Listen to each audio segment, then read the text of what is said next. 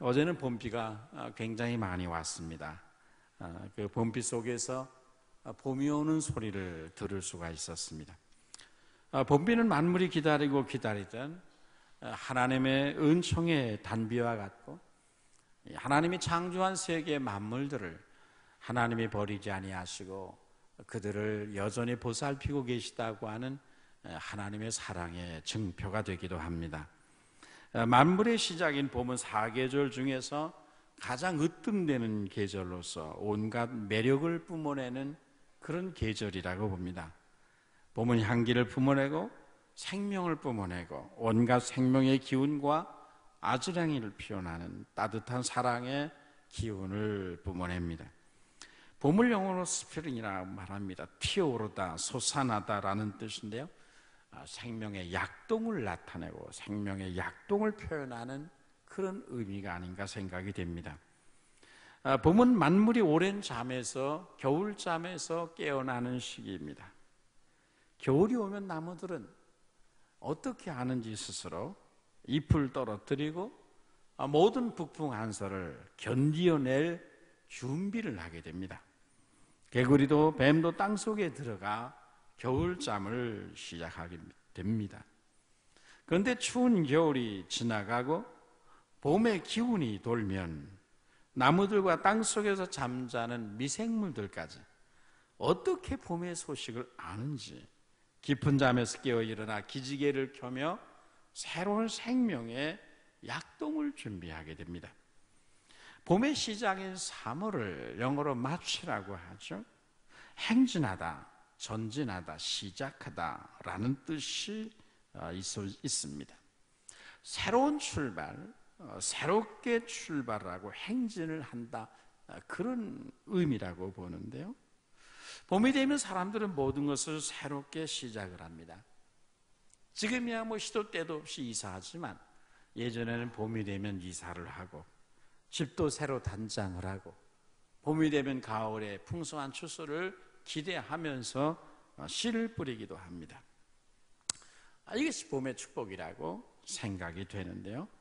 우리 교회도 이 3월은 우리 교회에 있어서 약동의 시기요, 생명의 새 역사를 위한 행진을 시작하는 그런 시기입니다.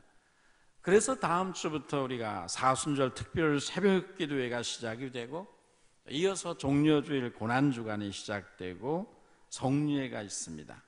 그리고 부활주일을 우리가 맞이하게 됩니다. 지난주부터 이미 봄철 대신방이 시작이 되어서 이제 교회가 성삼위 하나님의 이름으로 여러분의 가정을 찾아 들어가게 됐습니다.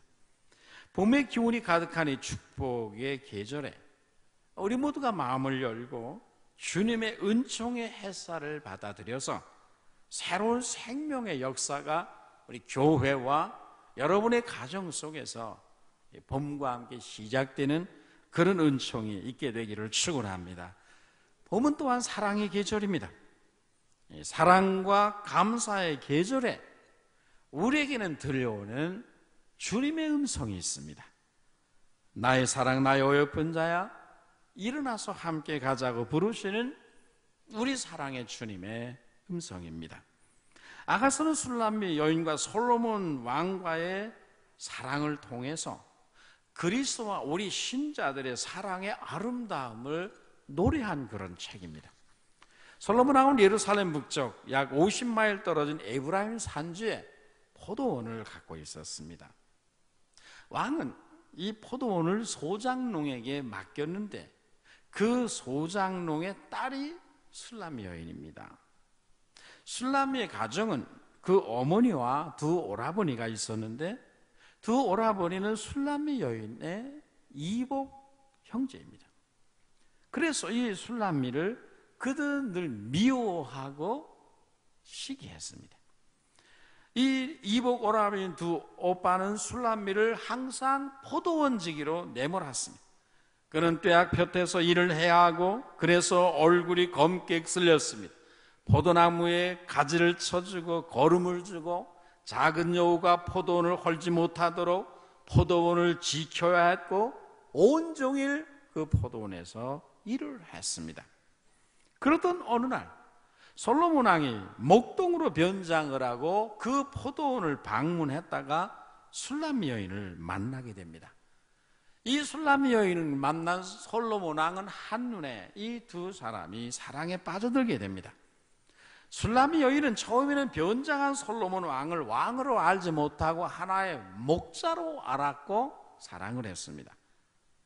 그들의 사랑이 깊어질 무렵에 솔로몬 왕은 후일에 다시 돌아올 것을 약속하고 예루살렘으로 왕궁으로 돌아갔습니다. 그리고 술람미는 솔로몬을 사랑한 일로 인하여 사랑함으로 병이 났습니다. 얼마 후에 솔로몬 왕은 가마를 보내 술람미 여인을 예루살렘 솔로몬 왕궁으로 불러들여서 그의 사랑하는 신부로 맞이하게 됩니다. 아가서는 이런 사랑의 이야기를 배경으로 하고 있습니다. 이 이야기를 성령께서 성경에 기록한 것은 이 이야기가 단순한 남녀의 사랑의 이야기가 아니라 우리 왕 대신 예수 그리스도와 그의 신부인 교회와 우리 성도들 간의 사랑을 묘사하는 것이기 때문에 이 성경에 이 사랑의 이야기를 기록하게 했습니다. 오늘 본문은 술람 여인을 사랑하는 솔로몬 왕이 그 사랑하는 여인을 부르는 세 가지 음성이 나타나 있습니다. 첫째는 일어나 나와 함께 가자는 소리요. 두 번째는 나로 네 얼굴을 좀 보게 해달라는 요청이요. 세 번째는 내 소리를 듣게 해달라고 하는 그런 소리입니다. 봄에 들려오는 이 세 가지 소리가 오늘 우리 주님으로부터 우리의 마음속에 들려오는, 그래서 그 하나님의 주님의 사랑의 부름에 오늘 우리가 하나님 앞에 응답하는 그런 복된 역사가 있게 되기를 축원합니다. 첫째 음성은 일어나 나와 함께 가자는 것입니다. 10절 말씀에 나의 사랑하는 자가 내게 말하 이르기를 나의 사랑 나의 어여쁜 자 일어나서 나와 함께 가자고 했습니다. 여러분, 여기 왕이 부르는 나의 사랑 나의 어여쁜 자는 두말할 나위 없이 왕이 극진히 사랑하는 술람미 여인을 말하는 것이고, 궁극적으로는 그리스도 안에 있는 우리 성도들을 가리키는 말이죠. 아가서 1장 3절에 의하면 솔로몬 왕의 사랑을 입은 술람미 여인은 본래 시골 출신입니다. 늘 양을 치며 포도원에서 일을 해야 됐기 때문에 얼굴이 검고 피부가 거칠어졌습니다. 게달의 장막과 같다, 그렇게 말을 했습니다. 게달의 장막이라 염소 가죽으로 만든 우중충한 천막을 의미하지 않습니까? 왕의 신부의 얼굴이 얼마나 햇빛에 거슬리고 그리고 피부가 거칠어졌으면 그 신부의 얼굴이 게달의 장막과 같다, 그렇게 말을 했겠어요? 거기다가 이 술람 여인의 사회적인 배경도 비천합니다. 그는 포도원직이었습니다. 배다른 형제들로부터 계속해서 질투와 견제와 핍박을 받았습니다. 그런 것을 감안할 때 그는 본래 그 왕 중에 최고의 왕인 솔로몬 왕의 사랑을 받을 만한 조건을 갖추고 있지 못했다는 거죠. 그런데 그런 여인이 왕의 사랑을 입습니다. 그것은 과분한 사랑이고 평생 갚을 수 없는 사랑이었습니다.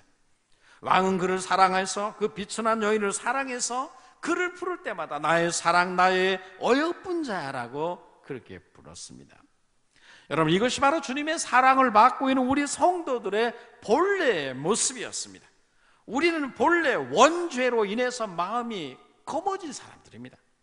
우리는 아담 안에서 검은 죄와 죄성을 물려받았습니다. 거기에 대해 우리의 자범죄로 말미암아 게달의 장막과 같이 우리는 흉한 모습을 하나님 앞에 지니게 되었습니다. 본질상 우리는 사랑받을 대상이 아니라 본질상 하나님의 진노의 자녀라고 성경은 말했습니다. 그런데 그런 우리들을 하나님이 사랑하셔서 그리스도 안에서 우리의 모든 죄를 용서하시고 예수님의 의를 우리에게 입혀주셨습니다. 예수님이 이 땅에 오셔서 하나님의 말씀을 순종하고 모든 선한을 향한 그 모든 의로움과 공로를 우리가 행한 것으로, 내가 지킨 것으로 간주하셔서 그것이 우리 의의 옷이 되게 하셨습니다. 아가서 1장 5절 말씀에 내가 비록 검은 아름다우니 게달의 장막 같을지라도 솔로몬의 휘장과도 같다고 했습니다. 계달의 장막이 우리가 태어날 때 가지고 있던 죄의 본래의 모습이라면 솔로몬의 휘장은 우리가 그리스도 안에서 얻게 된 의로운 모습을 나타내는 것입니다. 하나님은 그리스도 안에서 우리를 의롭다 하시고 보배롭고 존귀하게 여기십니다. 여러분 믿습니까? 우리가 그 아들의 생명을 받았기 때문입니다. 그분의 의를 옷 입었기 때문입니다. 그래서 우리는 본래는 계달의 장막과 들지라도, 속이 검은 사람이라 할지라도, 본질상 하나님의 진노의 자녀라 할지라도, 하나님의 사랑의 눈에는 솔로몬의 침실의 휘장과 같이 그렇게 화려하고 아름답다는 말이죠. 요한 그의 신부에게 나의 사랑, 나의 어여쁜 자야, 일어나 함께 가자고 초청하고 있습니다. 봄이 되어서 신랑이 다시 이 포도원을 찾아왔습니다. 솔로몬의 왕궁에서 왕궁을 나와서 그가 그토록 사랑하는 여인을 찾아왔습니다. 그런데 신부는 그것을 모릅니다. 신랑을 문 밖에 세워두고 문을 걸어 잠근 채 홀로 깊은 겨울잠에 빠져 있었습니다. 온통 세상의 봄의 기운이 충만한데 이 솔로몬 왕의 사랑하는 이 여인만 혼자 잠을 자고 있는 것입니다. 그래서 신랑은 안으로 들어갈 수도 없어서 창살 틈으로 들여다보면서 자신의 신부를 향해서 일어나 나와 함께 가자고 부르는 것입니다. 겨울도 지나고 비도 그쳤고 지면에는 꽃이 피고 새 노래할 때가 이르렀는데 반구의 소리가 우리 땅에 들리는구나. 무화나무에는 푸른 열매가 익었고 포도나무는 꽃이 피어 향기를 토하는구나. 나의 사랑, 나의 어여쁜 자야, 일어나서 함께 가자. 지금 모든 만물이 지금 다 긴 겨울잠에서 깨어 일어나 향기를 토하고 산새들도 노래를 하고 생명의 약동을 시작했다는 것입니다. 봄의 기운이 온 세상에 가득하다는 것입니다. 모든 것이 긴 잠에서 깨어나고 있다는 것입니다. 그런데 이 왕의 사랑을 받은 이 술람미 여인만이 봄이 온 것을 알지 못한 채 여전히 잠자고 있는 것입니다. 그래서 그는 자신의 사랑하는 여인을 일어나라고, 나와 함께 가자고, 내가 왔다고 깨우고 있는 것이죠. 여러분 중에는 아직 봄이 온 것을 모르고 깊은 영적인 잠에 빠져 있는 분은 없습니까? 봄을 맞아 만물이 성장을 위해 생명의 약동을 시작했는데 모든 사람들이 마음의 문을 열고 봄의 기운을 받아들이고 일어나 생명의 역사를 시작했는데 나만 모르고 나만 마음의 문을 잠근 채 여전히 나는 영적인 잠에 혼자 빠져 있는 것은 아닌가? 여러분, 모든 동네에 다 봄이 왔는데 어떤 집에는 봄이 오지 않는 집도 있습니다. 봄이 늦게 찾아오는 집도 있습니다. 그늘이 져서 햇빛이 들어가지 않는 집입니다. 햇빛이 잘 들어온 남양에서는 남양집엔 모든 봄의 기운이 무르익지만 그 인생의 집이 북향이면, 그늘이 지면 다른 집에는 목련이 다 꽃망울을 터뜨리는데 이 햇빛이 가리워진 그늘집에 사는 사람은 그 뜰에 심겨진 목련이 그늘에 묻혀서 꽃망울을 터뜨리지 못합니다. 그런 분의 집안뜰에는 아직 봄이 오지 않은 것입니다. 우리 신앙도 마찬가지 아니겠습니까? 우리 신앙의 공동체에 봄이 성큼성큼 다가오고 있고 은혜의 생수를 마시며 생명의 약동과 영적인 성장을 위해서 활발한 행진을 시작하는데 어떤 사람의 마음에는 아직도 봄이 안 왔습니다. 봄의 기운이 안 들어갔습니다. 그 심령에 그늘이 졌기 때문에 의의 태양이신 그리스도의 은총의 햇살이 그 마음에 비추어 들어가지를 못했습니다. 그래서 그는 봄이 오는 소식을 알지 못하고 그 봄의 기운을 남보다 늦게 느낍니다. 그래서 그는 이 술람미 여인처럼 왕이 지금 그를 찾아왔음에도 불구하고 그것을 모른 채 겨울잠을 자고 있는 것이죠. 여러분의 삶은 어떻습니까? 레이첼 카이슨이 쓴 침묵의 봄이라 또는 봄의 침묵이라고 하는 유명한 책이 있습니다. 봄이 왔는데 생태계가 파괴되고 교란되어서 봄이 와도 봄의 소리를 들을 수 없는 일들이 굉장히 많이 지구상에 지금 발생하고 있다는 것입니다. 살충제를 인간이 너무나 많이 사용하는 바람에 자연계에 엄청난 파괴가 일어나서 봄이 와도 이 자연이 봄이 온 줄을 모릅니다. 봄이 오면 봄이 온 그 봄기운에 대한 반응, 생명의 반응을 시작을 해야 되는데 생태계가 여전히 잠잡니다. 그래서 이 침묵의 봄에서 이 인간의 살충제 과다한 사용과 인간이 땅속에 플라스틱을 매설하는, 플라스틱을 넣는 이것이 얼마나 장차 끔찍한 재앙을 인류사에 가져다 줄 것인가. 그 전 세계에서 발생되는 여러 가지 돌연변이 기현상들을 가지고 발표를 했는데요, 베스트셀러입니다. 봄의 침묵, 침묵하는 봄. 이 말이 이 땅의 교회의 영적인 모습은 아닌가 하는 것입니다. 침묵하는 봄, 봄의 침묵, 봄의 소리가 들리지 않는 분들, 이것이 우리의 모습은 아닌가 하는 것입니다. 하나님의 생명의 역사가 시작됐는데 새로운 은총의 시대가 지금 열려지고 있는데 새로운 영적인 도약과 행진을 준비하는 생명의 계절이 다가오고 있는데 그 인생 속에 아무런 생명의 소리, 봄의 소리, 봄의 노래소리가 들리지 아니하고 생명의 약동이 없는, 도대체 봄의 소리를 들어볼 수 없는 인생이 없느냐는 것입니다. 여러분, 오늘 주님 우리들에게 말씀하십니다. 나의 사랑, 나의 어여쁜 자야, 일어나라. 모든 만물이 잠에서 깨어나고 사랑의 꽃이 피고 비둘기 방구의 소리가 멀리서부터 들려오는데 또 지금도 잠자고 있으면 안 되지 않느냐. 나와 함께 일어나 함께 가자고 말씀하고 있습니다.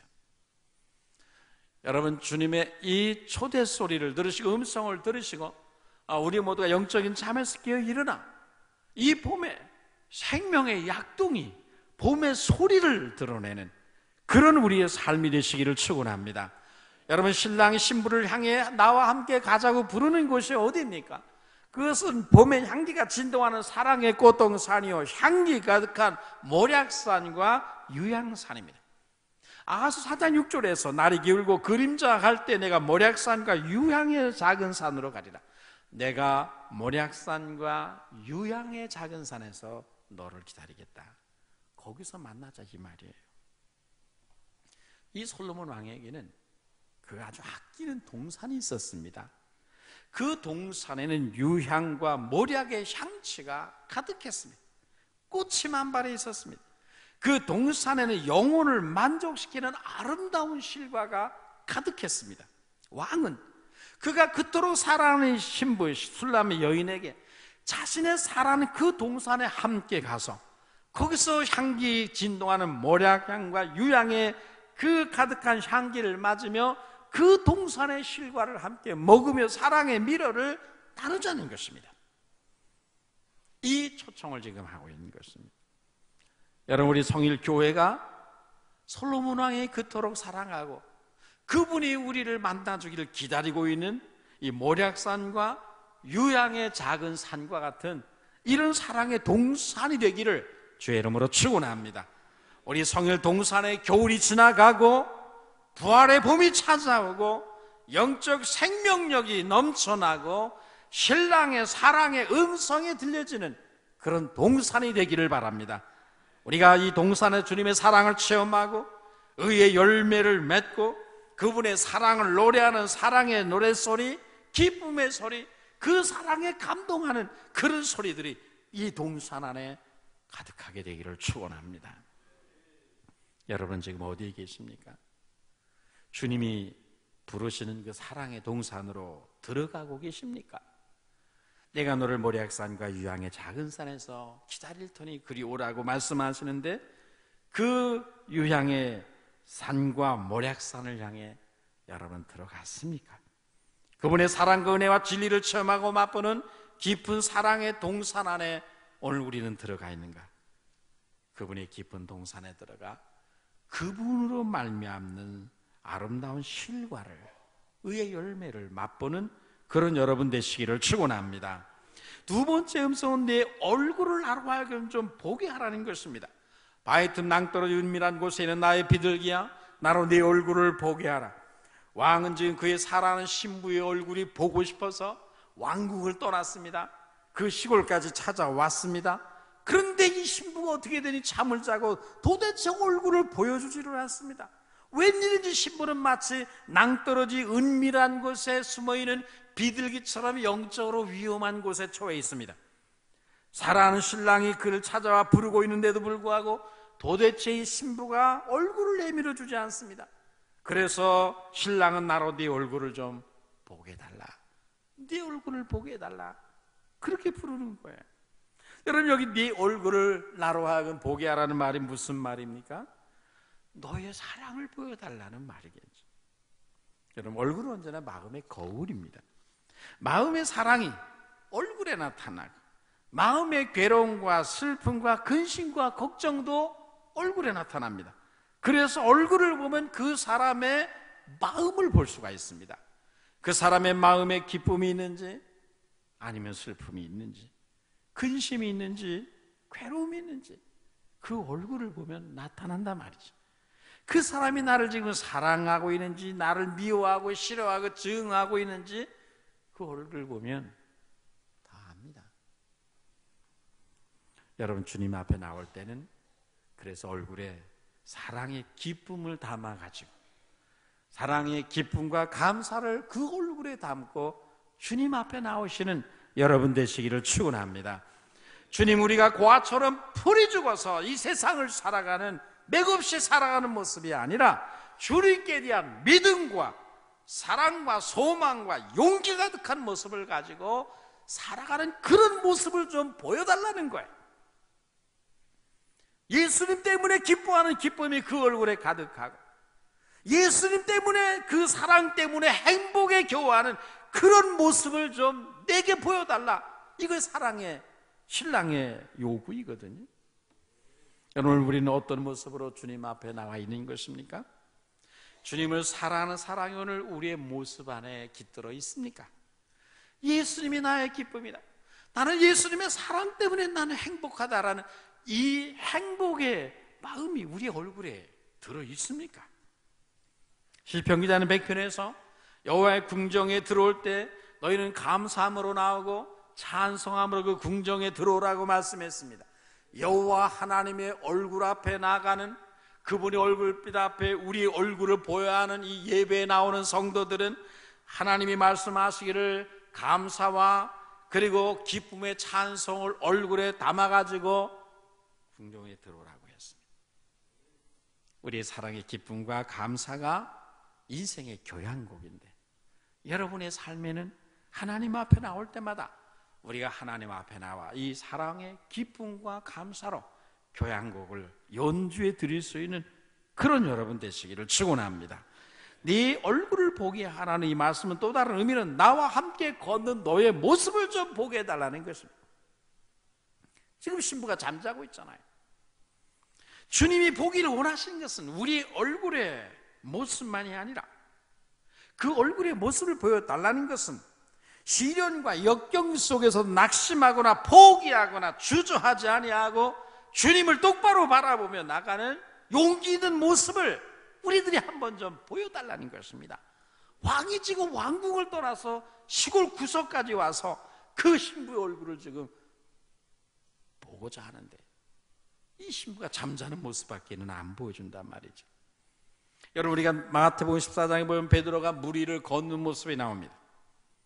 그가 풍랑이는 바다에서 밤새도록 풍랑과 싸우느라 기진맥진하며 지쳤을 때 예수님께서 밤 사경의 새벽녘에 그 풍랑이는 바다 위를 위험찬 모습으로 걸어오십니다. 제자들이 주님인 것을 알자 베드로가 당장 요청하면 주님, 나로 하여금 걸어오라 명령해 주십시오. 주님이 명령하시면 이 풍랑 위를 내가 걸어갈 수 있습니다. 이건 베드로만이 할 수 있는, 다른 제자들이 도무지 따라갈 수 없는 베드로의 믿음이었습니다. 예수님이 이 믿음을 너무 기뻐하셔서 오라고 명했습니다. 그랬더니 베드로가 바다 위로 뛰어내렸습니다. 그 좌우에서 여전히 풍랑이 대작했지만 그는 주님을 바라보며 저벅저벅 무리를 인류 최초로 걷는 자가 되었습니다. 물론 가다가 그만 물결 바라보다가 물이 잠시 빠져들어간 적도 있었습니다만, 주님 나로 오라 하십시오. 주님이 오라 하시면 나는 이 풍랑이는 바다를 걸어갈 수 있습니다라고 말하며 바다 위를 저벅저벅 걸어가는 이 베드로의 모습이 주님이 보고 싶어하는 모습이란 말이죠. 나로 하여금 네 얼굴을 좀 보게 해달라는 모습은 우리 얼굴에 무슨 낭만과 좌절과 깊은 근심을 가진 그런 모습이 아니라, 주저앉고 포기하는 모습이 아니라, 우리의 좌우에서 이런 풍랑이, 거친 풍랑이 인다 할지라도 그 속에서 예수님을 똑바로 바라보고 풍랑이는 바다를 걸어갈 수 있는 그런 내 믿음의 모습을 내게 한번 좀 보여달라. 나는 이것을 위해 왕국을 떠나 여기에 왔다, 그런 말이잖아요. 여러분, 우리 모두가 베드로와 이 모습을 주님 앞에 보여드리는 여러분 되시기를 축원합니다. 여러분 얼굴에는 사랑의 기쁨과 감사를 담고, 그리고 우리의 삶은 예수님의 뒤를 저벅저벅 따라가 갈보리 언덕까지 예수님이 넘겨서 십자가를 지고 그 피발 자체를 말없이 따라갔던 구레네 시몬과 같은 그런 모습을 주님이 우리로부터 보고 싶어 하셔서 네 얼굴을 좀 보게 해달라고 말씀하십니다.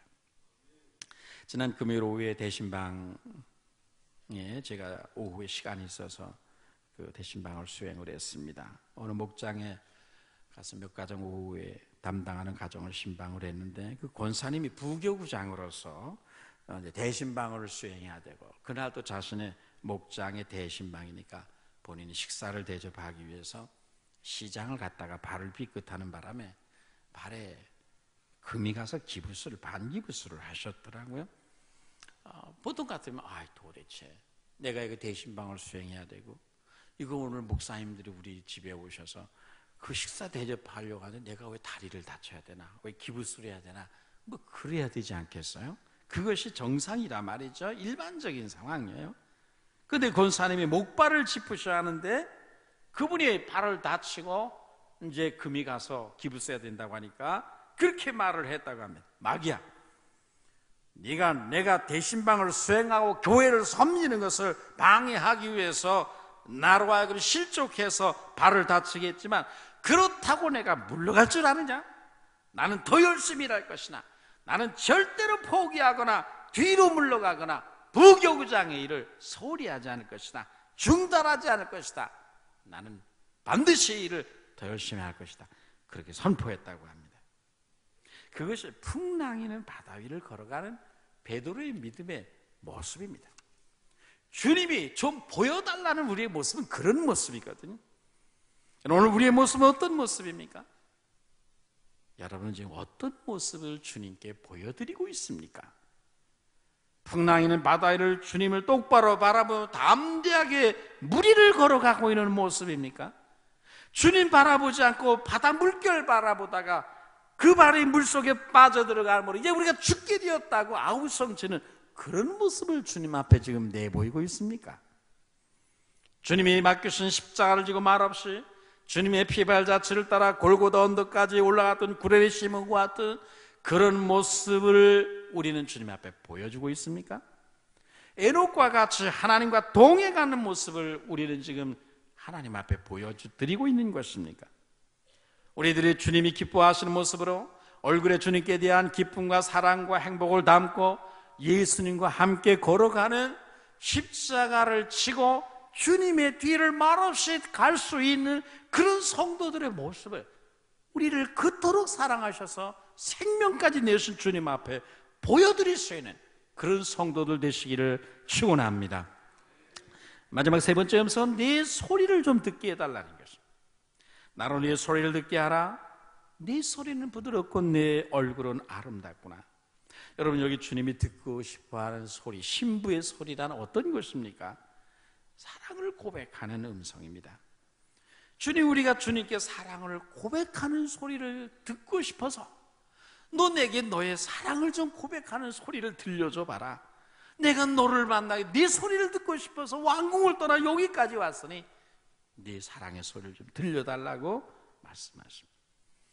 여러분, 사랑하는 사람들이 일평생 말 한마디 없이 산다면 얼마나 불편하겠어요.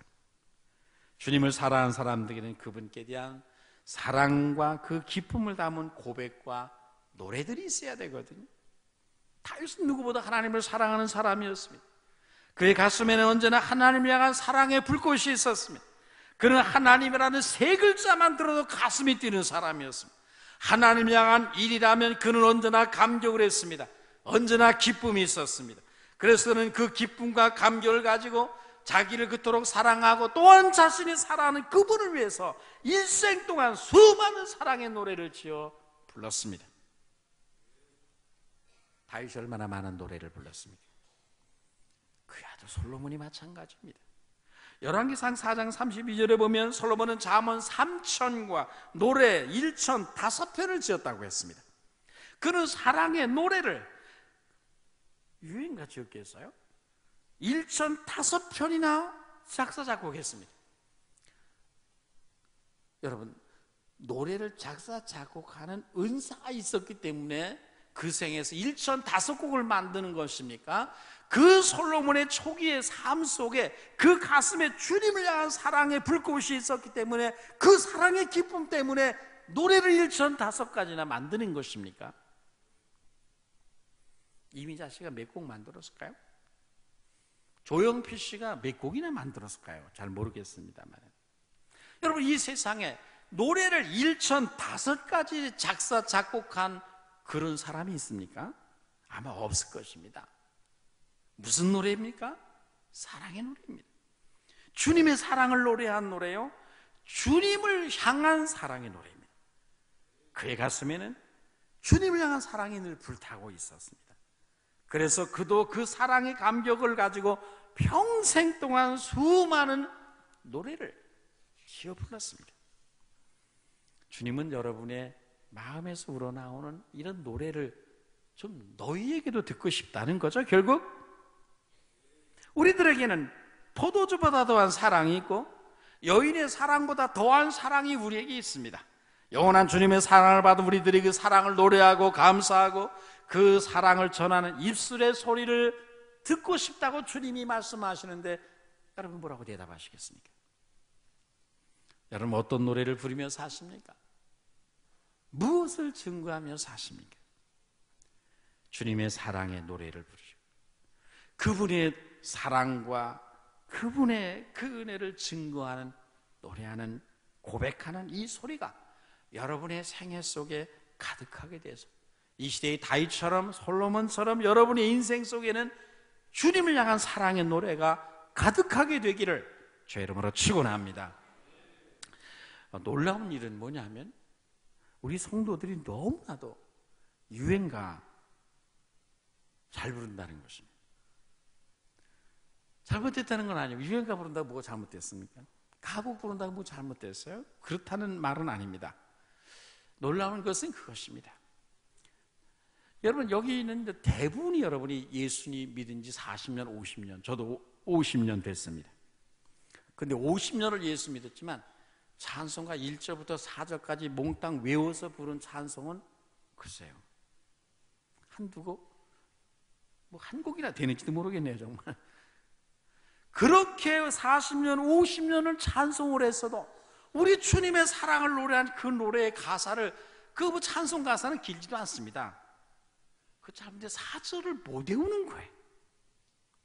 근데 유행가 가사는 놀랍게도 처음부터 마지막까지 4절까지 가사가 다 유행가들이 굽이굽이 돌아가는 가사들인데 그거 어떻게 다 외우는지 그거 참 은혜입니다, 은혜. 뭐 조용필 노래만 외웁니까? 이미자 노래도 외우고 온갖 가사, 유행 가사 다 외웁니다.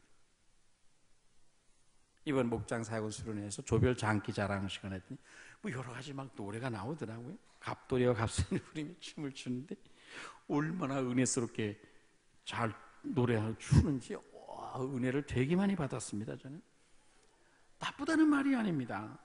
좋다 이거예요. 저도 양희은의 아침 이슬을 매우 좋아합니다. 뭐 그게 뭐가 잘못됐습니까?